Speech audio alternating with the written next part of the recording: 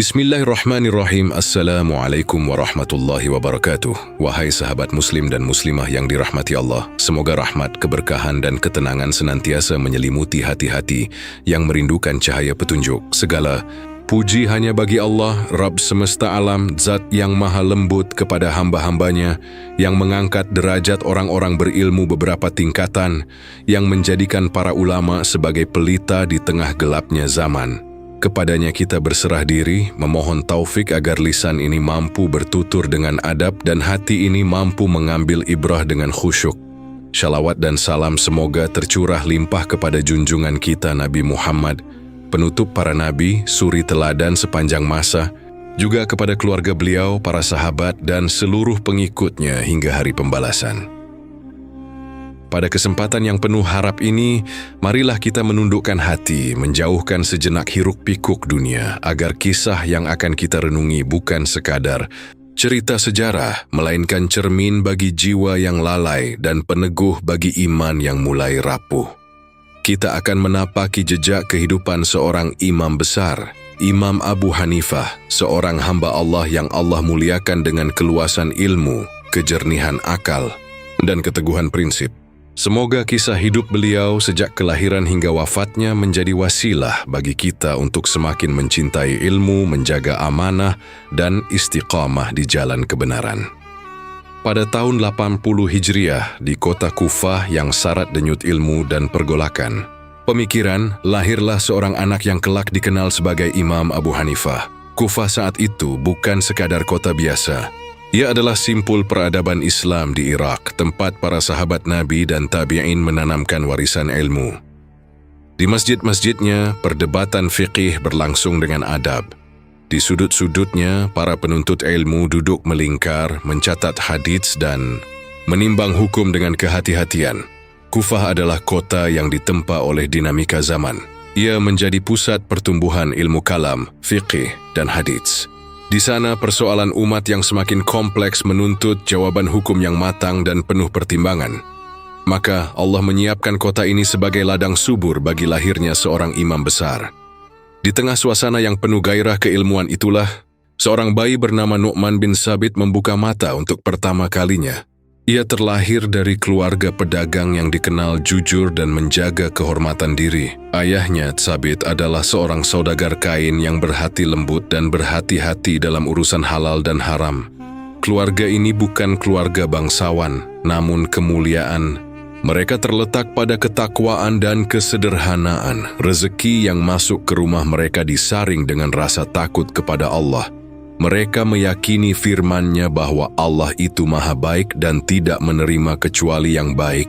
Dari rumah yang menjaga kehalalan itulah, benih keberkahan mulai tumbuh. Sejak kecil, Nu'man dibesarkan dalam suasana yang penuh doa. Orang tuanya tidak hanya berharap anak itu kelak sukses dalam perdagangan, tetapi lebih dari itu, mereka memohon agar ia menjadi hamba yang taat dan bermanfaat bagi agama. Dalam keheningan malam, doa-doa dipanjatkan agar anak ini dijaga dari keburukan zaman, diluaskan pemahamannya, dan ditetapkan hatinya di atas kebenaran. Mereka memahami bahwa anak adalah amanah, dan amanah harus diserahkan kembali kepada Allah. Dengan sebaik-baiknya pendidikan, tidak ada tanda-tanda gemerlap dunia yang menyertai kelahirannya. Namun seringkali Allah menumbuhkan pohon besar dari benih yang tersembunyi di tanah. Kota Kufah dengan segala dinamika intelektualnya, keluarga yang menjaga kehalalan harta, serta doa-doa tulus yang mengiringi masa kecilnya, semuanya adalah persiapan ilahi. Seakan Allah sedang merangkai sebab demi sebab untuk menghadirkan seorang penjaga ilmu di masa depan. Di antara hiruk-pikuk pasar dan majelis ilmu Kufah, tumbuhlah seorang anak yang kelak akan dikenal karena ketajaman akalnya dan kebersihan hatinya. Ia belum berbicara tentang hukum, belum memimpin majelis, belum menghadapi penguasa. Namun fondasi itu telah diletakkan, fondasi kejujuran, ketakwaan, dan keberkahan rezeki. Benang merah dari semua ini jelas dan menenangkan hati. Allah menumbuhkan pohon besar dari benih yang dijaga dalam kehalalan. Dari rumah sederhana yang memuliakan rezeki halal, dari kota yang mencintai ilmu, lahirlah cahaya yang kelak menerangi umat sepanjang zaman. Masa muda Imam Abu Hanifah tidak dimulai di majelis, fatwa, melainkan di pasar-pasar Kufah yang ramai dan penuh dinamika.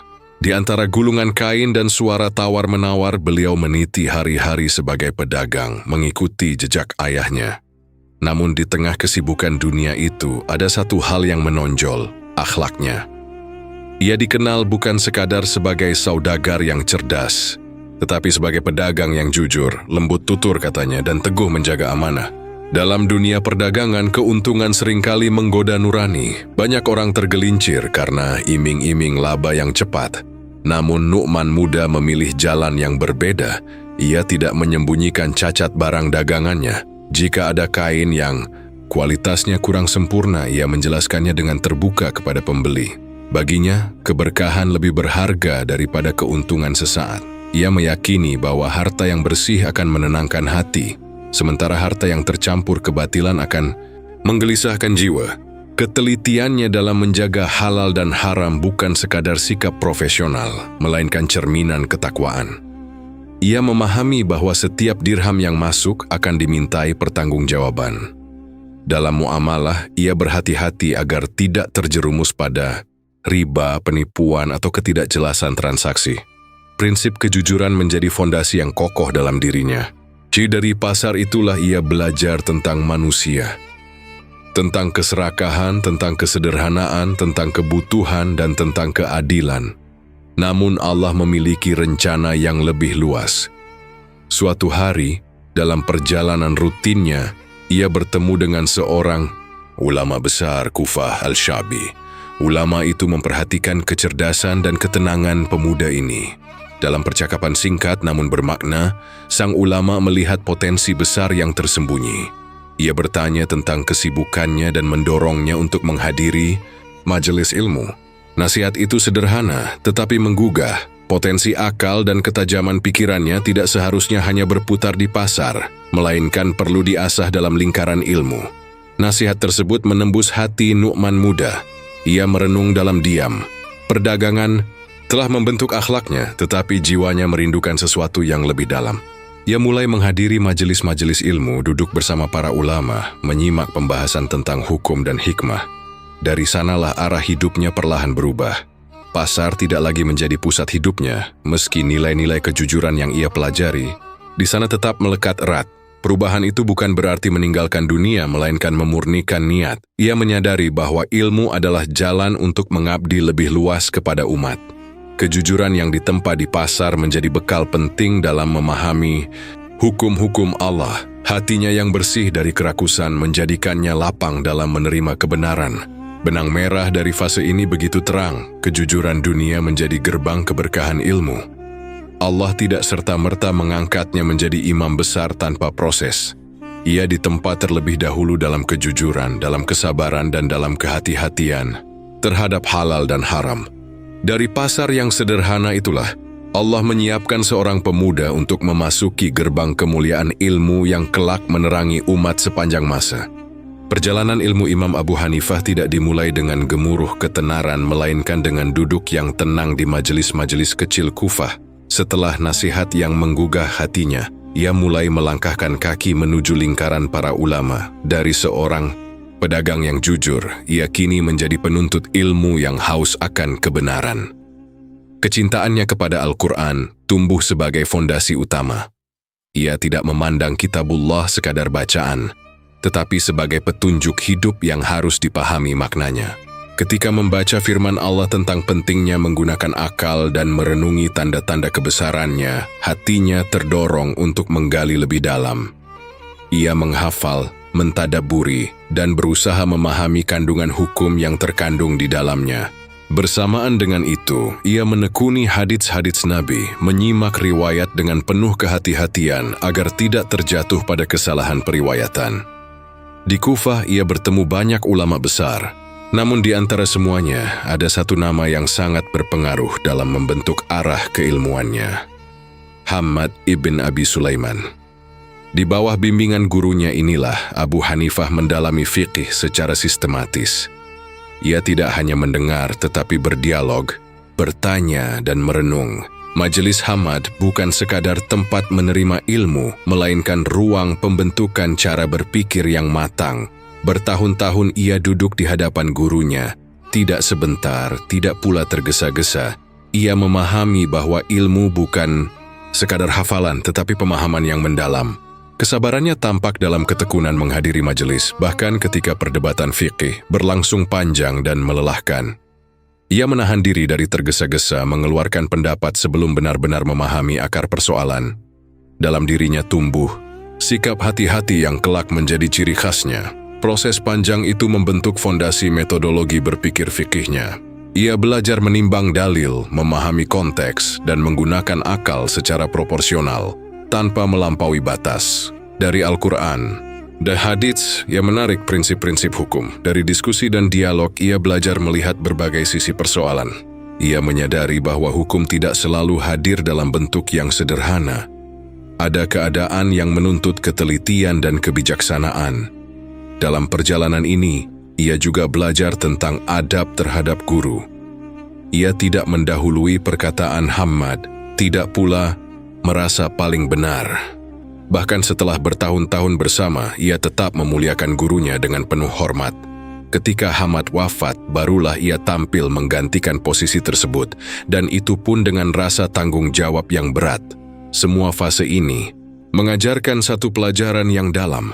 Ilmu tidak lahir dari ketergesaan, tetapi dari kesabaran panjang. Allah menumbuhkan pemahaman dalam hati yang tekun, bukan dalam jiwa yang ingin cepat dikenal. Abu Hanifah tidak melompat menjadi imam dalam semalam. Ia ditempa oleh waktu, oleh diskusi yang tak terhitung, oleh kesabaran mendengar dan menimbang. Dari majelis sederhana di Kufah itulah, fondasi seorang imam besar dibangun. Ia belajar bahwa ilmu adalah cahaya, dan cahaya itu hanya menetap di hati yang sabar, bersih, dan terus-menerus mencari ridha Allah. Waktu berjalan, dan kesabaran panjang dalam menuntut ilmu mulai menampakkan buahnya. Setelah wafatnya sang guru tercinta, Hammad ibn Abi Sulaiman, para penuntut ilmu di Kufah memandang kepada satu sosok yang paling layak melanjutkan majelis tersebut, Imam Abu Hanifah. Amanah itu tidak ia sambut dengan kebanggaan, melainkan dengan rasa gentar. Ia memahami bahwa duduk di tempat gurunya berarti memikul tanggung jawab besar terhadap agama Allah dan urusan umat. Sejak saat itu, namanya semakin dikenal sebagai rujukan fikih di Irak. Majelis ilmunya di Kufah menjadi pusat perhatian para penuntut ilmu dari berbagai penjuru. Mereka datang bukan hanya untuk mendengar jawaban hukum, tetapi untuk menyaksikan cara berpikir yang tertata dan penuh kehati-hatian. Lingkaran itu dipenuhi diskusi, dialog, dan pertukaran argumentasi yang beradab. Abu Hanifah tidak memaksakan pendapat, melainkan membuka ruang musyawarah. Ia mengajarkan bahwa kebenaran harus dicari bersama, bukan dimonopoli. Ketajamannya dalam istinbath hukum, menggali dan merumuskan hukum dari dalil menjadi ciri khas yang menonjol. Ia tidak terburu-buru mengeluarkan fatwa. Jika suatu persoalan belum jelas dalilnya atau masih memerlukan pertimbangan, ia memilih diam dan menunda jawaban. Baginya mengatakan, "Aku tidak tahu lebih mulia daripada berbicara tanpa ilmu."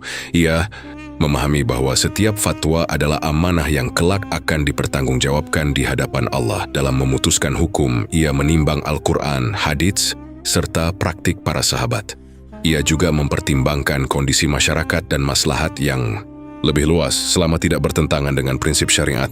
Cara berpikirnya sistematis dan mendalam. Ia mampu melihat implikasi dari sebuah keputusan sehingga fatwa yang ia keluarkan tidak sempit, melainkan menyentuh realitas kehidupan umat yang beragam. Namun semakin tinggi kedudukannya di mata manusia, semakin dalam kerendahan hatinya. Ia tetap hidup sederhana, tidak berubah oleh pujian dan popularitas. Pakaian dan pergaulannya tidak mencerminkan kesombongan seorang tokoh besar. Jika ada yang memujinya, ia mengembalikan semua kebaikan kepada Allah. Ia menyadari bahwa ilmu adalah karunia, bukan hasil semata dari kecerdasannya. Sikap tawadhu itu juga tampak dalam interaksinya dengan murid-murid. Ia mendengarkan pendapat mereka, bahkan jika berbeda dengan pandangannya. Ia tidak merasa terancam oleh perbedaan, karena baginya tujuan utama adalah menemukan kebenaran. Dalam banyak kesempatan, ia menerima koreksi dengan lapang dada. Inilah akhlak seorang alim sejati, ilmunya luas, tetapi hatinya lembut. Masa dewasa ini menjadi fase kematangan bukan hanya dalam keilmuan tetapi juga dalam kebijaksanaan jiwa. Ia telah melewati proses panjang sebagai penuntut ilmu dan kini berdiri sebagai rujukan umat. Namun ia tetap menjaga kesadaran bahwa dirinya hanyalah hamba yang bisa salah. Kesadaran inilah yang membuat fatwa-fatwanya penuh kehati-hatian dan jauh dari kesembronoan. Benang merah dari bab ini begitu jelas. Semakin tinggi ilmu, semakin dalam kerendahan hati. Abu Hanifah mengajarkan bahwa kemuliaan seorang alim tidak terletak pada banyaknya pengikut atau luasnya pengaruh, melainkan pada kesanggupan menundukkan diri di hadapan Allah. Dalam kerendahan itulah ilmunya menjadi cahaya yang menerangi Kufah dan kelak menjangkau berbagai penjuru dunia. Seiring kematangan ilmunya, Imam Abu Hanifah tidak hanya dikenal sebagai pemberi fatwa, tetapi sebagai perumus metodologi berpikir yang sistematis. Dari majelisnya di Kufah lahir fondasi yang kelak dikenal sebagai Madzhab Hanafi, sebuah pendekatan fikih yang tertata, rasional, dan tetap berpijak kuat pada nash serta jejak para sahabat. Salah satu prinsip yang menonjol dalam metodologinya adalah penggunaan qiyas, yaitu penalaran analogi untuk menetapkan hukum pada persoalan baru yang tidak disebutkan secara eksplisit dalam dalil. Namun qiyas baginya bukan permainan logika bebas. Ia menempatkannya sebagai alat yang tunduk pada Al-Quran dan hadits. Jika ada dalil yang jelas, maka qiyas tidak didahulukan. Tetapi ketika persoalan berkembang dan realitas berubah, qiyas menjadi jembatan untuk menjaga relevansi hukum tanpa keluar dari prinsip syariat. Selain qiyas, ia menekankan ijtihad, kesungguhan maksimal dalam menggali hukum dengan pertimbangan dalil dan maslahat. Ia menyadari bahwa kehidupan umat terus berkembang. Perdagangan, perjanjian, dan interaksi sosial semakin kompleks. Tanpa ijtihad yang cermat, hukum akan terasa kaku dan jauh dari kebutuhan manusia. Namun dalam berijtihad, ia sangat berhati-hati. Ia tidak gegabah, tidak pula merasa paling benar. Setiap keputusan dipertimbangkan bersama, ditimbang dari berbagai sisi, lalu disepakati setelah diskusi panjang. Disinilah tampak keindahan majelisnya. Ia tidak membangun otoritas tunggal, melainkan tradisi dialog ilmiah. Bersama murid-murid, Wirtani Davis Pirshu Abu Yusuf dan Muhammad Al-Syaibani, ia membahas persoalan dengan mendalam. Mereka berdiskusi, berbeda pendapat, bahkan berdebat dengan adab. Abu Hanifah memberi ruang bagi murid-muridnya untuk menyampaikan argumen. Dari pertemuan-pertemuan itulah lahir keputusan yang lebih matang dan kokoh. Metode ini menjadikan ilmu tidak berhenti pada satu generasi. Abu Yusuf kelak menjadi qadhi agung dan membawa pemikiran gurunya ke ranah pemerintahan. Muhammad Al-Syaibani menyusun dan membukukan hasil-hasil ijtihad tersebut, sehingga pemikiran itu terdokumentasi dengan rapi. Dari Kufah, gagasan fikih Hanafi menyebar ke Baghdad, lalu menjangkau wilayah Khurasan, Asia Tengah, hingga berbagai negeri Islam lainnya. Namun di balik seluruh sistem dan diskusi itu, tujuan utamanya tetap satu, menjaga maslahat umat. Ilmu baginya bukan untuk memenangkan perdebatan, bukan pula untuk meninggikan nama. Ilmu adalah sarana untuk memudahkan manusia menjalankan agama, melindungi hak-hak mereka, dan menjaga keadilan dalam masyarakat. Setiap hukum harus membawa kebaikan dan mencegah kerusakan, selama tetap setia pada prinsip wahyu. Madzhab Hanafi lahir bukan dari ambisi pribadi, melainkan dari kebutuhan zaman dan kesungguhan kolektif dalam mencari kebenaran. Ia menunjukkan bahwa fiqih bukan sekadar kumpulan hukum, tetapi metodologi berpikir yang hidup dan responsif. Benang merah dari bab ini begitu dalam. Ilmu adalah amanah yang harus diwariskan dengan sistem dan adab. Tanpa sistem, ilmu mudah tercerai-berai. Tanpa adab, ilmu kehilangan keberkahannya. Abu Hanifah mengajarkan bahwa warisan terbesar seorang alim bukan hanya jawaban-jawaban hukum, tetapi cara berpikir yang tertib, rendah hati, dan berorientasi pada kemaslahatan umat. Kemuliaan ilmu seringkali diuji ketika berhadapan dengan kekuasaan. Demikian pula yang dialami oleh Imam Abu Hanifah. Ketika namanya semakin dikenal sebagai rujukan fikih dan tokoh berpengaruh di Kufah, perhatian penguasa pun tertuju kepadanya. Pada masa kekhalifahan Abbasiyah, ia ditawari jabatan qadhi, hakim negara, sebuah posisi terhormat yang diinginkan banyak orang. Secara lahiriah, tawaran itu tampak sebagai penghargaan atas keilmuan dan integritasnya. Namun bagi Abu Hanifah, jabatan bukan sekadar kedudukan, melainkan amanah besar yang berpotensi menyeretnya pada kompromi yang tidak ia kehendaki. Ia memahami bahwa kedekatan dengan penguasa dapat mengaburkan independensi fatwa. Jika suatu saat ia harus memutus perkara yang bertentangan dengan kepentingan politik, mampukah ia berdiri tegak tanpa tekanan? Dengan penuh kehati-hatian dan keberanian, ia menolak tawaran tersebut. Penolakan itu bukan karena meremehkan jabatan, melainkan karena ingin menjaga kemurnian ilmu dan kebebasan dalam berijtihad. Ia khawatir bahwa jabatan resmi akan membatasi keluasan fatwa dan menyeretnya pada keputusan yang tidak sepenuhnya murni demi kebenaran. Ia memilih tetap berada di majelis ilmu, jauh dari hiruk-pikuk istana. Namun penolakan itu tidak diterima dengan ringan. Kekuasaan tidak selalu ramah terhadap sikap independen. Tekanan mulai datang, disertai ancaman dan paksaan. Ia didesak agar menerima jabatan tersebut. Ketika tetap teguh, hukuman pun dijatuhkan. Ia dipenjara, sebuah ujian berat bagi seorang alim yang terbiasa mengajar dan membimbing umat. Di balik jeruji besi, ujian itu tidak memadamkan cahayanya. Justru di sanalah keteguhan hatinya semakin tampak. Ia memperbanyak ibadah, memperdalam doa, dan menjaga lisan dari keluhan. Penjara baginya bukan akhir dari perjuangan, melainkan ruang sunyi untuk mendekatkan diri kepada Allah. Ia sadar bahwa kemuliaan bukan terletak pada kebebasan jasad, melainkan pada kebebasan hati yang tidak tunduk pada tekanan dunia. Kesabaran yang ia tunjukkan menjadi pelajaran besar bagi murid-murid dan umat. Ia tidak menghasut, tidak pula membalas dengan kebencian. Ia menyerahkan urusannya kepada Allah, meyakini bahwa kebenaran akan tetap tegak meski harus dibayar dengan penderitaan. Dalam keadaan terkurung, ia tetap menjadi guru, mengajarkan dengan sikapnya bahwa integritas lebih berharga daripada keselamatan diri. Ujian ini memperlihatkan bahwa ilmu sejati bukan hanya tentang kecerdasan berpikir, tetapi tentang keberanian memegang prinsip. Banyak orang berilmu tetapi tidak semua sanggup menolak tekanan kekuasaan.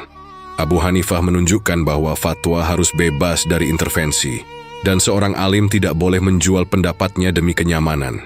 Benang merah dari fase ini begitu tegas. Keteguhan prinsip adalah mahkota ulama sejati. Tanpa keteguhan, ilmu akan mudah diperalat. Tanpa keberanian, kebenaran akan redup. Dalam ujian penjara itu, Abu Hanifah tidak kehilangan kemuliaannya. Justru di sanalah kemuliaan itu semakin bersinar, menjadi teladan abadi bagi generasi setelahnya. Setiap jiwa akan merasakan kematian, dan bagi seorang alim yang hidupnya diabdikan untuk menjaga agama, saat-saat terakhir bukanlah akhir dari makna, melainkan puncak dari kesaksian hidupnya. Demikianlah akhir perjalanan Imam Abu Hanifah yang pada tahun 150 Hijriah menutup lembaran dunia dengan hati yang tetap teguh. Menjelang wafatnya, kondisi beliau tidak terlepas dari ujian yang telah lama mengiringi hidupnya. Tekanan dan pemenjaraan yang pernah dialaminya meninggalkan bekas pada fisiknya. Namun, meski tubuhnya melemah, keteguhan jiwanya tidak pernah goyah. Di hari-hari terakhirnya, beliau tetap memperbanyak ibadah, memperdalam doa, dan menjaga lisannya dari keluh kesah. Hatinya terpaut kepada Allah, bukan kepada kepahitan dunia yang pernah ia rasakan. Diriwayatkan bahwa beliau wafat dalam keadaan sabar dan teguh memegang prinsip yang selama ini dijaganya. Tidak ada penyesalan atas sikapnya menolak jabatan atau atas ujian yang menimpanya. Ia telah memilih jalannya dengan kesadaran penuh dan ia mempertanggungjawabkannya dengan keikhlasan. Hidupnya menjadi bukti bahwa kemuliaan tidak diukur dari kedudukan dunia, melainkan dari istiqamah dalam kebenaran. Kabar wafatnya menyebar cepat di Baghdad. Kota itu diliputi duka yang mendalam. Ribuan kaum muslimin berbondong-bondong menghadiri sholat jenazahnya. Bahkan disebutkan bahwa sholat jenazahnya dilaksanakan berulang kali karena begitu banyaknya manusia yang ingin memberikan penghormatan terakhir. Ini bukan sekadar penghormatan kepada seorang tokoh, tetapi ungkapan cinta umat kepada alim yang menjaga mereka dengan ilmunya. Tangisan terdengar di berbagai penjuru. Murid-muridnya merasa kehilangan ayah ruhani yang selama ini membimbing mereka. Masyarakat merasa kehilangan penuntun yang fatwanya menenangkan dan adil. Para penuntut ilmu kehilangan teladan yang mengajarkan bahwa berkata, "Aku tidak tahu," adalah bagian dari kemuliaan. Kepergiannya bukan hanya duka pribadi, tetapi duka kolektif umat. Namun dalam duka itu ada pelajaran yang dalam. Wafatnya Abu Hanifah tidak memadamkan cahayanya. Justru pada saat itulah umat semakin menyadari besarnya warisan yang ia tinggalkan. Majelis-majelis ilmu yang ia bangun tetap hidup melalui murid-muridnya. Metodologi yang ia susun tetap menjadi rujukan. Prinsip yang ia pertahankan tetap menginspirasi keberanian generasi setelahnya. Benang merah dari bab ini begitu menyentuh. Orang yang hidup untuk Allah, wafatnya pun menjadi pelajaran. Abu Hanifah tidak meninggalkan istana atau harta berlimpah, tetapi ia meninggalkan integritas, keberanian, dan sistem ilmu yang kokoh. Kematian baginya bukanlah akhir, melainkan awal dari jejak panjang yang terus memberi manfaat. Di saat jasadnya dimakamkan, warisan ilmunya justru semakin tumbuh. Dan di tengah tangisan umat, terselip kesaksian bahwa seorang hamba yang setia pada kebenaran akan dikenang bukan karena kekuasaan yang pernah ia tolak, tetapi karena prinsip yang ia jaga hingga akhir hayatnya.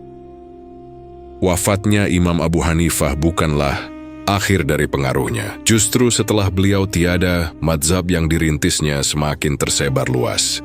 Melalui murid-murid utamanya seperti Abu Yusuf dan Muhammad Al-Syaibani, metodologi fiqih Hanafi terdokumentasi dan berkembang. Dari Kufah dan Baghdad, ajarannya menjangkau Khurasan, Asia Tengah, hingga kemudian menjadi rujukan utama di wilayah Turki, India, dan berbagai negeri Islam lainnya. Penyebaran itu bukan semata karena kekuatan politik, melainkan karena kekuatan sistem dan kedalaman metodologi. Pendekatan yang rasional namun tetap berpegang teguh pada Nash menjadikan mazhab ini relevan dalam berbagai konteks budaya dan sosial. Ia mampu menjawab persoalan masyarakat yang terus berkembang tanpa kehilangan akar wahyu. Inilah bukti bahwa ilmu yang disusun dengan kesungguhan dan adab akan menemukan jalannya sendiri menembus zaman. Namun warisan terbesar beliau bukan hanya pada keluasan pengaruh mazhab, melainkan pada keteladanan pribadinya. Kejujuran yang ia pelajari di pasar tetap menjadi fondasi hidupnya hingga akhir. Sifat wara, berhati-hati terhadap perkara syubhat, menjadi perhiasan akhlaknya. Ia tidak mudah tergoda oleh kedudukan, tidak pula goyah oleh tekanan. Keberaniannya menolak jabatan demi menjaga kemurnian fatwa menjadi pelajaran abadi bahwa integritas lebih tinggi nilainya daripada kekuasaan. Bagi umat hari ini, perjuangan beliau terasa begitu relevan. Di zaman ketika suara kebenaran sering bercampur, dengan kepentingan kita diingatkan bahwa ilmu harus berdiri di atas keikhlasan. Di tengah derasnya informasi dan perdebatan, kita diajak meneladani kehati-hatian beliau dalam berfatwa. Di saat godaan dunia datang dalam berbagai bentuk, kita belajar bahwa menjaga prinsip adalah bentuk ibadah yang agung. Refleksi dari kisah hidupnya membawa kita pada pertanyaan yang jujur. Sudahkah kita mencintai ilmu sebagaimana beliau mencintainya? Sudahkah kita menjaga integritas dalam setiap urusan, sekecil apapun? Sudahkah kita istiqamah ketika menghadapi tekanan? Kisah ini bukan sekadar catatan sejarah, tetapi cermin bagi hati yang ingin tumbuh. Cahaya ilmu yang lahir dari hati yang ikhlas tidak akan pernah padam oleh waktu. Nama Abu Hanifah tetap disebut dengan hormat berabad-abad setelah wafatnya, bukan karena ia mencari kemasyhuran, tetapi karena ia mencari ridha Allah. Ilmunya terus dipelajari, metodologinya terus dijadikan rujukan, dan akhlaknya terus dikenang sebagai teladan. Akhirnya, marilah kita menutup kisah ini dengan doa, memohon agar Allah menghimpunkan kita bersama orang-orang saleh dan menjadikan ilmu sebagai jalan keselamatan bagi kita. Ya Allah, Rabb semesta alam, karuniakanlah kepada kami hati yang mencintai ilmu dan lisan yang jujur dalam kebenaran. Jadikanlah kami hamba-hamba yang menjaga amanah, teguh dalam prinsip dan ikhlas dalam setiap amal. Ampunilah dosa-dosa kami, lapangkan kubur para ulama yang telah berjasa bagi agamamu, dan limpahkan rahmatmu kepada Imam Abu Hanifah serta seluruh kaum muslimin. Tetapkanlah kami di atas jalan yang lurus hingga akhir hayat, dan kumpulkan kami kelak dalam naungan rahmatmu. Amin.